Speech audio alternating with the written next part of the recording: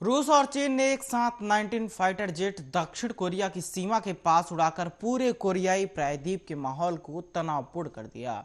इसके जवाब में दक्षिण कोरियाई ने भी अपने F-16 फाइटर जेट भेजे। आखिर क्यों? एक दूसरे के विमानों की आकाशीय गर्जना देखिए इस रिपोर्ट में।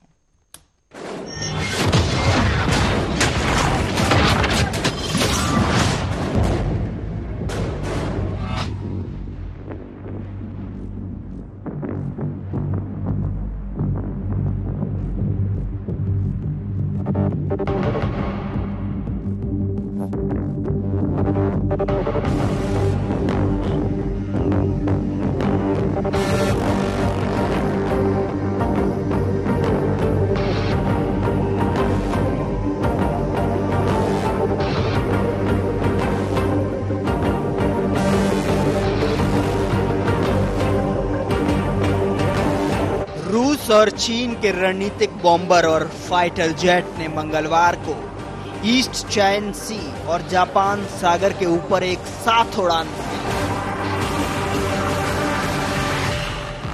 दक्षिण कोरिया ने दावा किया कि रूसी और चीनी लड़ाकू विमानों ने उसके हवाई इलाके में घुसपैठ की।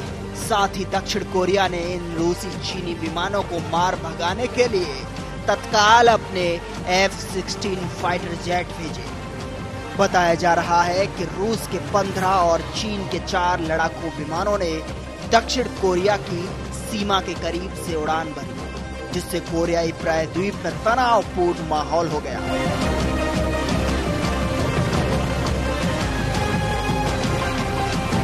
दक्षिण कोरिया की सेना ने कहा कि चीन और रूस के फाइटर जेट ने देश के हवाई रक्षा पहचान जोन में घुसपैठ की। माना जा रहा है कि रूस और चीन की वायुसेना ने एक साथ मिलकर अभ्यास किया।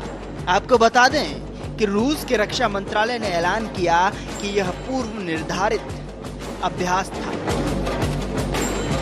जिसे एशिया पैसिफिक इलाके में दूसरे संयुक्त हवाई निगरानी दस्ते ने चीनी वायुसेना के साथ मिलकर अंजाम दिया।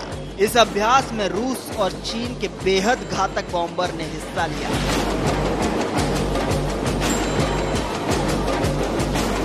दक्षिण कोरिया ने कहा कि वह अपेक्षा कर रहा था कि चीन की वायुसेना अभ्यास कर रही है, क्योंकि उसने योजनाबद्ध सामान्य ट्रेनिंग की सूचना दी थी।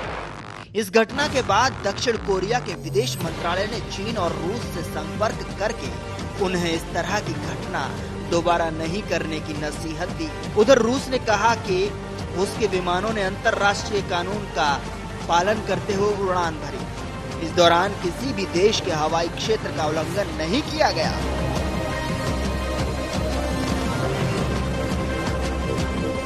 यह ताजा घटना ऐसे समय पर हुई है जब 18 महीने पहले इसी तरह के संयुक्त गश्त पर दक्षिण कोरिया के फाइटर जेट ने रूस और चीन के फाइटर जेट पर फायरिंग की थी। इस दौरान जापानी एयरफोर्स के विमानों ने भी दक्षिण कोरिया का साथ दिया था और आरोप लगाया था कि रूस और चीन ने उसके हवाई इलाके का उल्लंघन किया था। इस घटना के बाद रूस और दक्षिण कोरिया के बीच संबंध रसातल में चले गए।